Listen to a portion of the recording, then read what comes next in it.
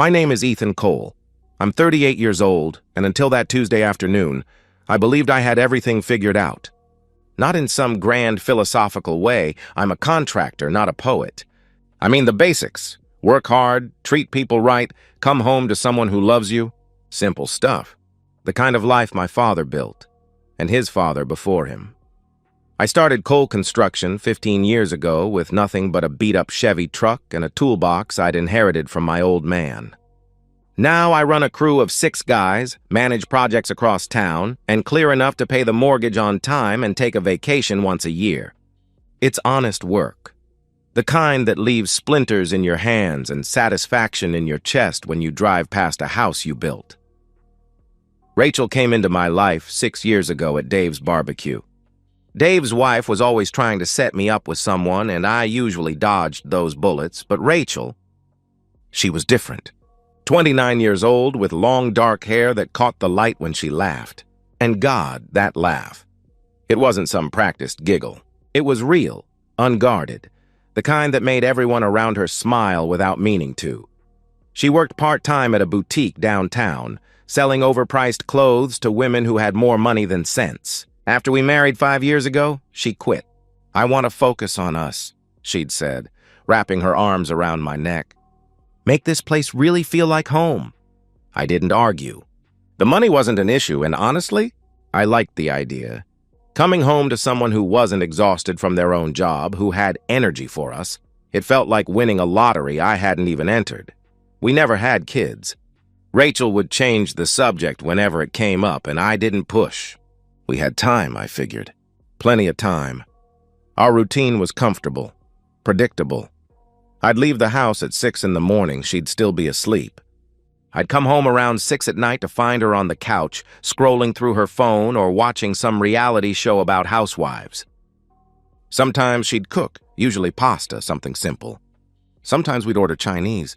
We'd eat, watch TV, maybe fool around if it was Friday. Once a week, like clockwork. Her friends were, well, they were her friends. Sarah, Jenna, Ashley, a tight group from her college days.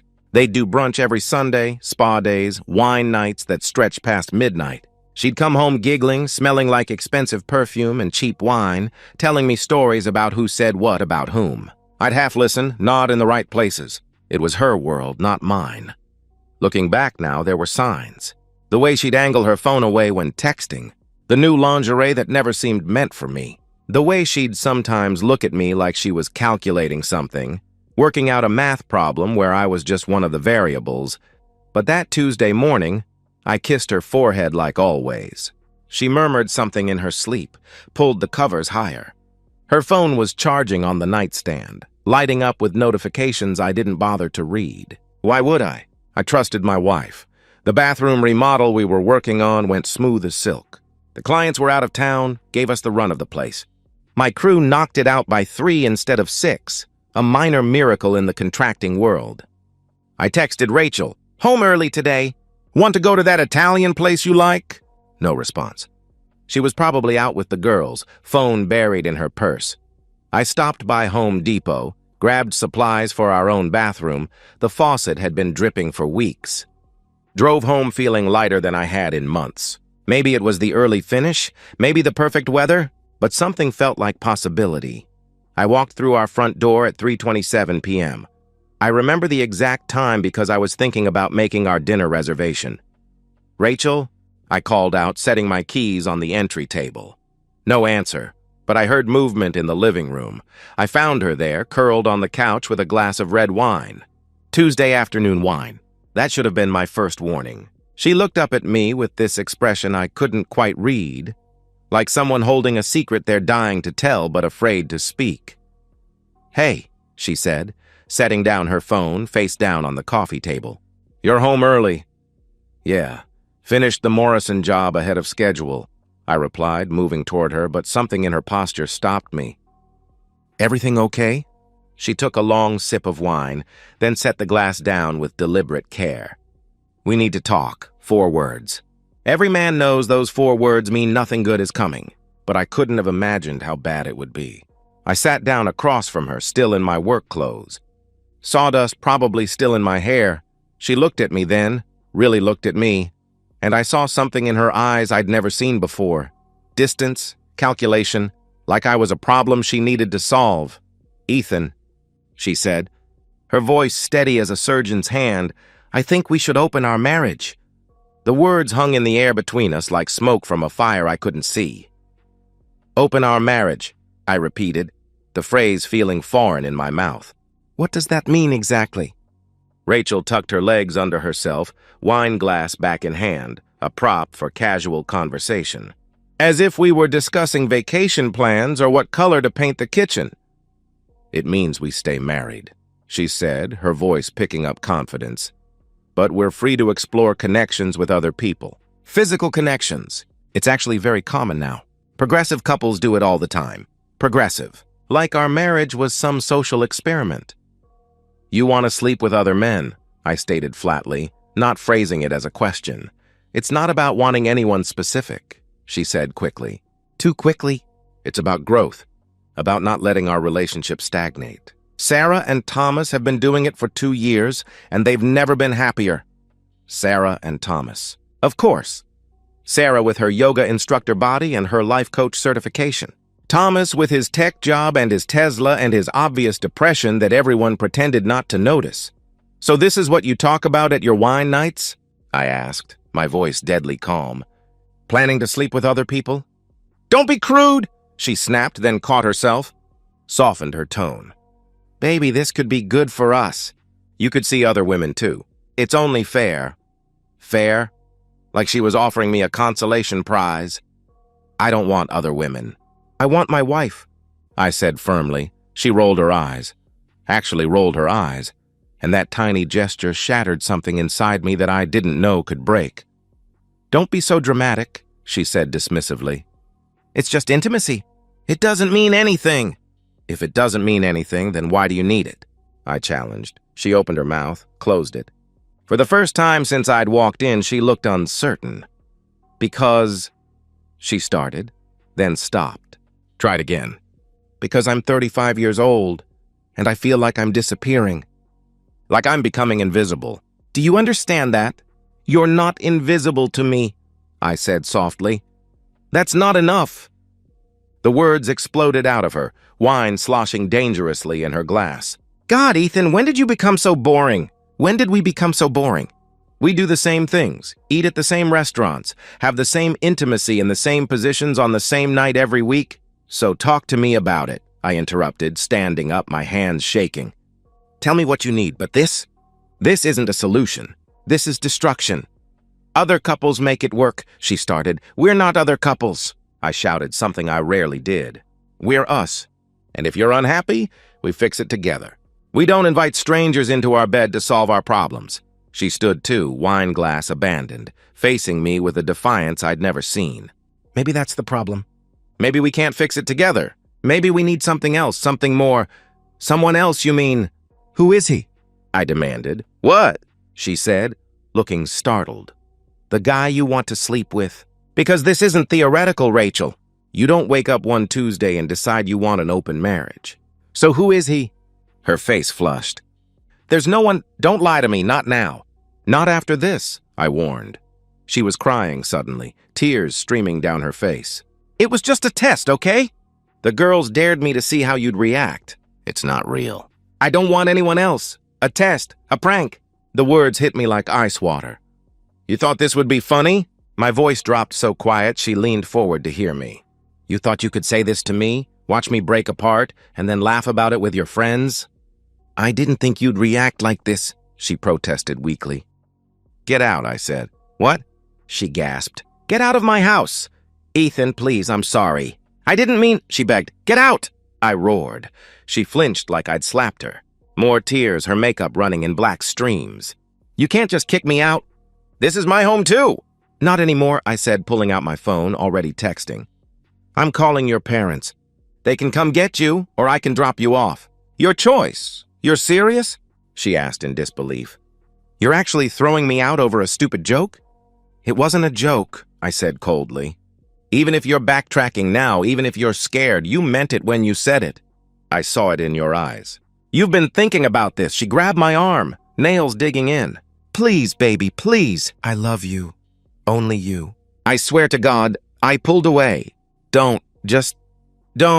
I went upstairs, grabbed the suitcase from the closet, started throwing her clothes in, the expensive jeans, the lingerie I'd never seen her wear, the sweaters that cost more than my guys made in a day.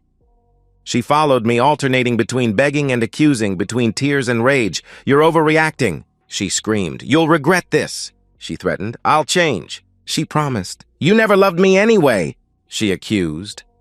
Each statement more desperate than the last, throwing everything at the wall to see what might stick. 20 minutes later, her suitcase was in my truck bed. She sat in the passenger seat, silent now, staring straight ahead. The 15-minute drive to her parents' house felt like hours. When I pulled into their driveway, she turned to me one last time. "This is really it. You're really doing this?" she asked quietly. "You did this," I corrected. "I'm just finishing it." I left her standing in her parents' driveway, suitcase at her feet, watching me drive away. My phone started buzzing before I made it home. Texts from her. From her mom. From numbers I didn't recognize. Probably the toxic friend group. I turned it off and drove in silence, my wedding ring feeling suddenly heavy on my finger. At home, the wine glass still sat on the coffee table, lipstick marks on the rim. I picked it up, walked to the sink, and watched the red liquid spiral down the drain.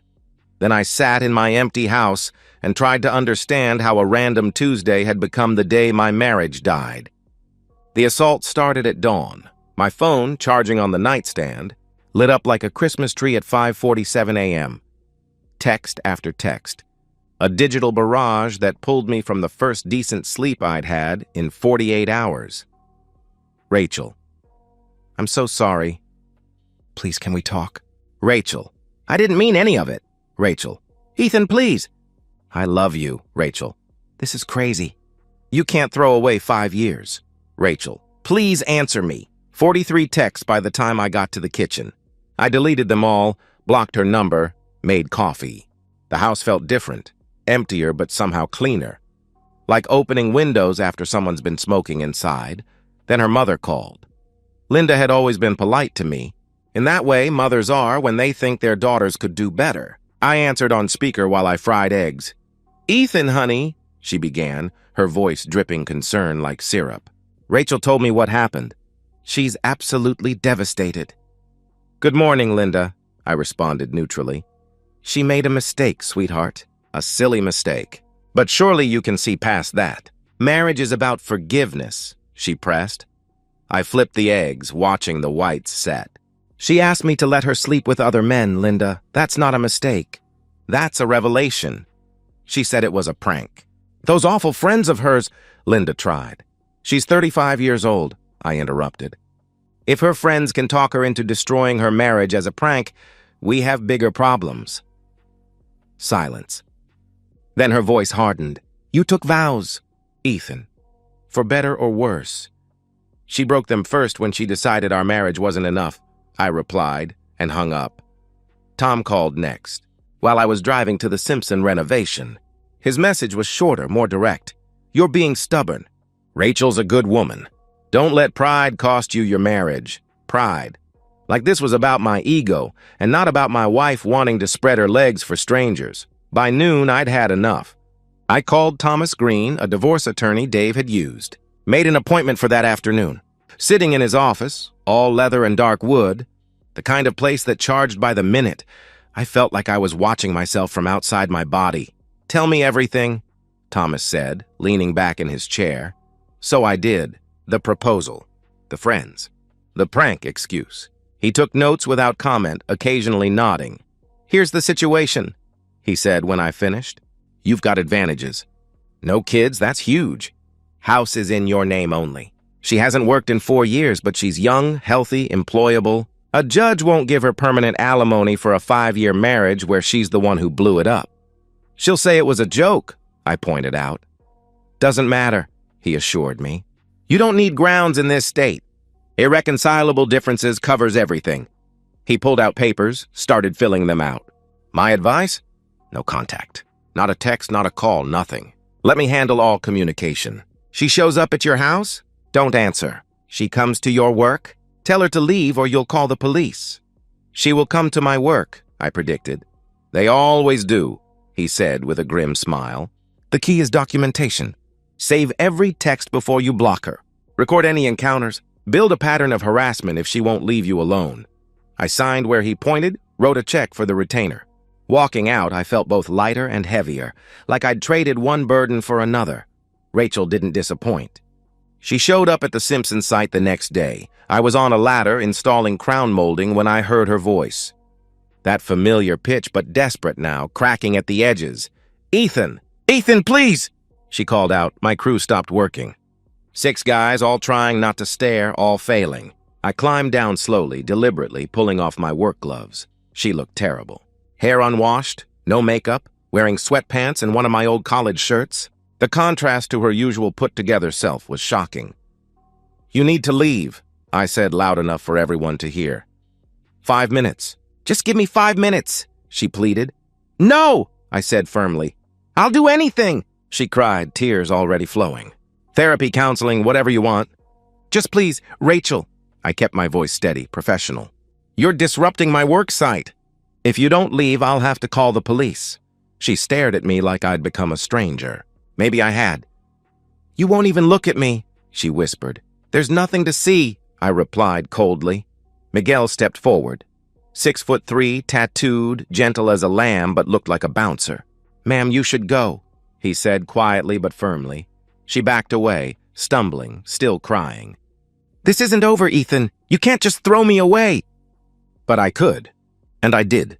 The flowers came next. Expensive arrangements delivered to the house. I gave them to Mrs. Jordan next door. Then came the letter, handwritten, slipped under my windshield wiper. Ethan, I know you hate me right now. I know I destroyed everything. But please remember who we were. Remember the good times. Remember that I love you, even if I'm terrible at showing it. I'll wait, as long as it takes. I burned it in the backyard fire pit along with our wedding photos. Her friends started their campaign next. Sarah called from 3 different numbers before I caught on. You're being controlling and abusive, she said when I finally answered. Rachel just wanted to explore modern relationship dynamics. Sarah, does Thomas know you convinced my wife to ask for an open marriage? I cut her off. Silence. Maybe I should call him. Discuss modern relationship dynamics, I suggested. She hung up. Didn't call again. Jenna tried a different approach, showing up at my door with wine and sympathy. I know Rachel hurt you, she purred, hand on my arm. But maybe you need some comfort too? I laughed, actually laughed, and closed the door in her face. By the end of the week, I'd changed the locks, installed security cameras, and had Thomas send the divorce papers for serving. Rachel had moved from desperation to anger. Her texts to my work phone increasingly hostile. You'll regret this. I'll take everything. You were never enough for me anyway. Each message was screenshot, documented, filed. Thomas was building quite a case for harassment. The papers would be served Monday. Part of me wondered if she knew what was coming.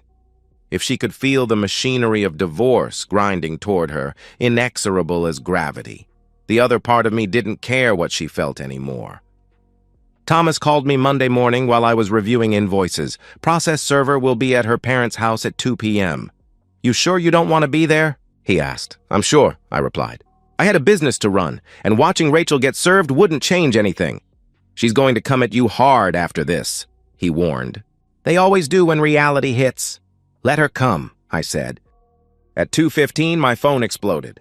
27 calls in 5 minutes. Rachel, Linda, Tom, numbers I didn't recognize. I set it to silent and kept working on the Butler kitchen estimate. At 3:45, she arrived at the job site. I heard the screech of tires first, then the slam of a car door that made everyone look up. She stormed across the yard, divorce papers clutched in her fist like a weapon. Ethan! She screamed. My guys exchanged glances. Miguel started moving closer, protective. I held up a hand to stop him and climbed down from the scaffolding. She looked wild, hair tangled, eyes red and swollen, wearing the same sweats from days ago. The papers were crumpled where she'd been gripping them. What the hell is this? She demanded, waving the papers at me. You know what it is, I said calmly. You're actually divorcing me? Over a damn joke? She shrieked. The entire crew was watching now. The Butler's neighbors were probably watching from their windows. Good. Let them all see. It wasn't a joke, I stated. We both know that. I told you I was sorry, she protested. Sorry doesn't fix this, Rachel, I said firmly. She stepped closer, lowering her voice to a hiss. You're destroying my life over nothing. I never cheated on you. I never even... You asked too. I cut her off. That's enough. Her face crumpled, the rage collapsing into desperation. Ethan, please. I'm begging you. We can fix this. Couples therapy, anything? No, I said simply. I have nothing. Her voice cracked. No job, no money, nowhere to go. You should have thought about that before, I replied without sympathy. Something shifted in her expression, a hardness creeping in. You've changed. You're not the man I married, she accused. No, I agreed. That man would have forgiven you. That man would have taken you back and spent the rest of his life wondering when you'd ask again. Or just do it without asking. I would never, she started. You already did, I interrupted. In your mind, you already did. Every time you talked about it with your friends, every time you thought about it, you were already there. I was just the last to know. She stood there shaking, tears streaming.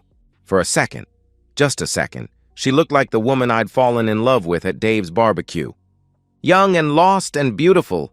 I loved you, she whispered. No, I corrected. You loved the security I provided. You loved the life I gave you, but me? You were willing to share me like a Netflix password. She slapped me, hard enough that my crew stepped forward, but I waved them back. My cheek stung, but I didn't touch it. Just looked at her. Feel better? I asked. She raised her hand again, then lowered it. I hate you, she spat. That's fine, I said evenly. I'll take everything. The house, your business, she threatened. Try it, I said, pulling out my phone, showing her the recording app running. Everything's documented. The harassment, the texts, this assault. My lawyer's building quite a file. Her face went pale. You're recording this? She asked in shock. Every word, I confirmed. She backed away, stumbling over construction debris. You planned this. You wanted this to happen, she accused. No, Rachel. I wanted a wife who loved me enough to not other men. But we don't always get what we want, I said. She ran to her car, peeling out hard enough to leave marks on the asphalt. Miguel whistled low. Boss, you good? He asked with concern. I'm good, I assured him, touching my cheek. Definitely going to bruise. Let's get back to work. But she wasn't done. Over the next 3 weeks, she cycled through every manipulation tactic in the playbook. She had her lawyer send a demand for alimony, claiming she'd sacrificed her career for our marriage. Thomas shut that down with prejudice. She'd quit a part-time retail job, not abandoned a medical degree. She tried sending mutual friends as emissaries. Dave's wife called, tentative. Maybe you two could work it out. Did she tell you what she asked me?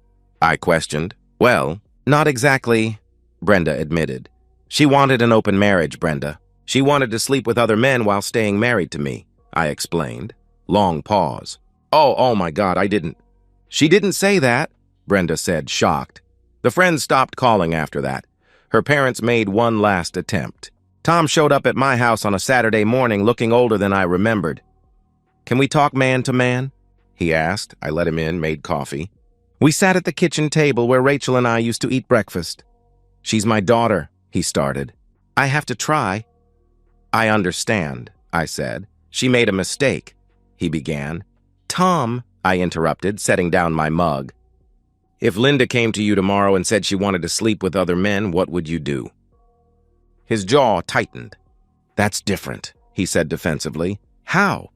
I challenged. He couldn't answer. We finished our coffee in silence. At the door, he turned back. She's not doing well. Living with us, working at a grocery store. This isn't the life she planned, he said sadly. Neither was mine, I replied. The final hearing was on a Thursday. Rachel sat across the courtroom with her lawyer, wearing a dress I'd bought her for our anniversary. She kept trying to catch my eye. I focused on Thomas's notes. The judge was efficient, disinterested. No kids, no significant assets to divide, no grounds for alimony. 20 minutes and 5 years of marriage dissolved like sugar in water. In the parking lot, she caught up to me.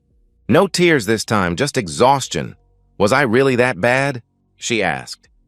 Was our marriage really that terrible that you couldn't give me a second chance? I thought about it, really considered the question.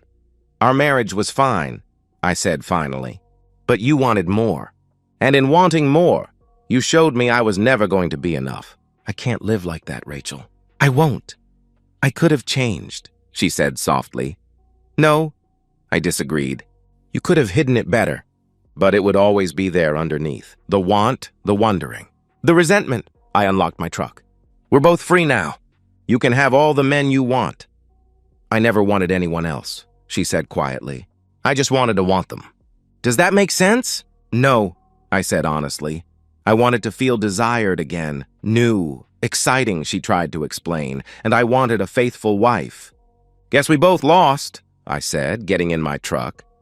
I drove away, watching her shrink in the rearview mirror until she was just another stranger in a parking lot.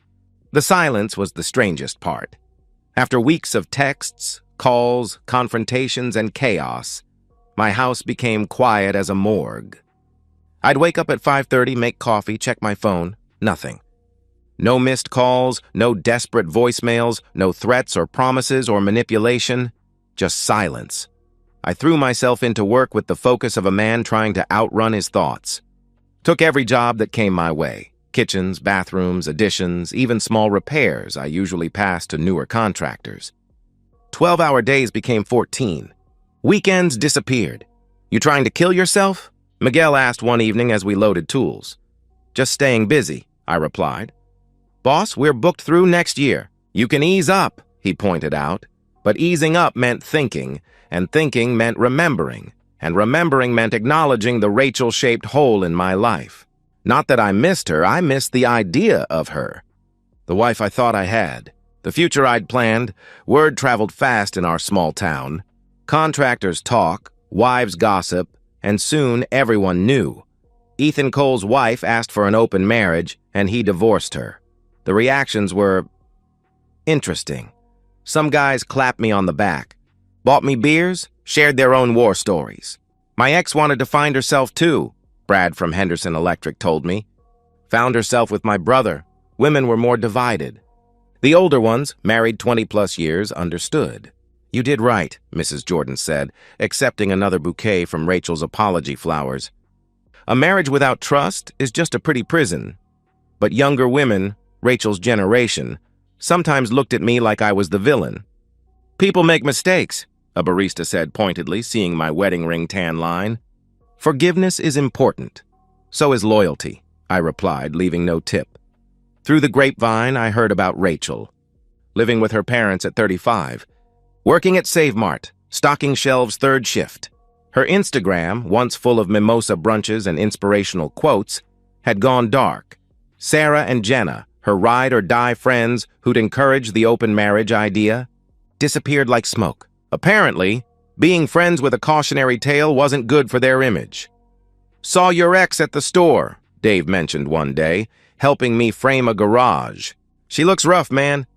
Not my problem, I said. You feel bad at all? He asked. I considered it, hammering a nail home. I feel bad it happened.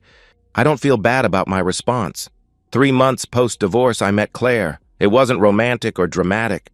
Her dog got loose at the park, ran straight into my job site. This golden retriever, muddy paws and pure joy, jumping on my guys. Claire came running after, apologizing profusely, trying to grab the collar. I'm so sorry! Max, get down, Max! She called out frantically. She was pretty in an understated way. Short blonde hair, paint-stained jeans, laugh lines around green eyes. A veterinary technician, I learned later. Divorced herself 2 years out. Let me buy you coffee, she offered. Apology for the chaos. Dogs having fun. No harm done, I said. Still, coffee? She persisted with a smile. We talked for 2 hours. Not about exes or divorce or betrayal. About dogs, hiking trails, whether pineapple belonged on pizza. She said yes. I said absolutely not. It was easy. No games, no tests, no hidden meanings. We started dating slowly. Coffee became lunch. Lunch became dinner. She knew my story. Everyone did, but didn't push for details. We all have history, she said simply. What matters is what we do going forward. She didn't play with her phone during dinner. Didn't have toxic friends pushing modern relationship dynamics. Didn't look at me like I was a problem to solve or a security blanket to cling to. 6 months after the divorce, I ran into Rachel at the hardware store. I was pricing lumber, focused on measurements, when I heard her voice. "Ethan?" She stood at the end of the aisle holding a small can of paint. The designer clothes were gone. She wore faded jeans and a Save Mart polo. Her hair, once salon perfect, hung limp. She'd lost weight too much. "Rachel," I acknowledged. "You look good," she said. "The business going well?" "It's fine," I said shortly. Awkward silence. She shifted the paint can between hands. "I heard you're seeing someone." "The vet tech," she mentioned. "Small town." Of course she knew. "Yeah," I confirmed. "Is she good to you?" She asked hesitantly. "She's honest." "That's enough," I said. Rachel flinched. I was honest too. "Eventually," she said defensively. "After you got caught in the ask?" "That's not honesty, that's damage control," I countered. "I never cheated on you, Ethan. Never," she insisted. "You wanted to. You were planning to. You just wanted my permission first so you wouldn't feel guilty," I said, turning back to the lumber prices. "Excuse me, I need to—" "I loved you," she said desperately. I stopped but didn't turn around. "I did," she continued. I got lost in the friends, the lifestyle, the idea that I was missing something. I threw away the best thing in my life for a fantasy." "Yes, you did," I agreed. "Do you think—" Her voice cracked. "Do you think you'll ever forgive me?" I turned then, really looked at her. "This broken woman who'd once been my wife, I forgave you months ago, Rachel, for my own peace. But forgiveness doesn't mean reconciliation. It doesn't mean forgetting. It just means I'm not carrying the anger anymore," I explained. "So we could—" she started hopefully. "No, we couldn't. We never can," I said firmly, picking up my lumber estimate. "Take care of yourself." I left her standing there, holding that little can of paint like it was all she had left. That night, Claire cooked dinner at my place. Nothing fancy, spaghetti and salad. Max sprawled on the kitchen floor, hoping for dropped food. "Good day?" she asked, handing me a beer. "Better now," I said honestly. She smiled, kissed my cheek, went back to stirring the sauce. No drama, no tests, no games, just peace. My phone sat silent on the counter. No texts to delete, no calls to ignore. The war was over, and I'd survived. Rachel was surviving too, in her way. Working retail, living with parents, facing the consequences of her choices. I didn't wish her ill. I didn't wish her well. I nothinged her, which was perhaps the cruelest fate of all. But that wasn't my problem anymore. I had a good woman cooking in my kitchen, a business thriving, and a future that didn't include wondering when the next betrayal would come. Rachel had wanted more. She'd ended up with so much less, and me? I'd lost a wife but found my worth. Fair trade. In the bedroom, Claire's already stolen my side of the bed, pretending to be asleep. I tickle her until she shrieks, rolling over, laughing. We make love like people who actually like each other, playful, present, connected. After, as she sleeps against my chest, I think about Rachel one last time. Not with anger or sadness or even pity, just acknowledgement. We were wrong for each other, but it took her nuclear option to make me see it. Somewhere in Phoenix, she's starting over. Maybe she's found what she was looking for. Maybe she's learned that excitement without foundation is just chaos. Maybe she's still searching, still convinced that happiness exists somewhere outside herself. I hope she finds peace. I really do. But that's her journey now. Mine led me here, to this house I built, this woman who sees me clearly and chooses me anyway. This life that's simple and real and mine. Rachel wanted an open marriage. Instead, she opened my eyes. And for that, only for that, I'm grateful. And that's the end of today's story. If you enjoyed it, please give this video a thumbs up and drop a comment below. Your support helps the algorithm push my content further. If you're new to the channel, don't forget to hit that subscribe button. It really helps me keep creating more stories for you. Thanks for watching, and I'll see you in the next one.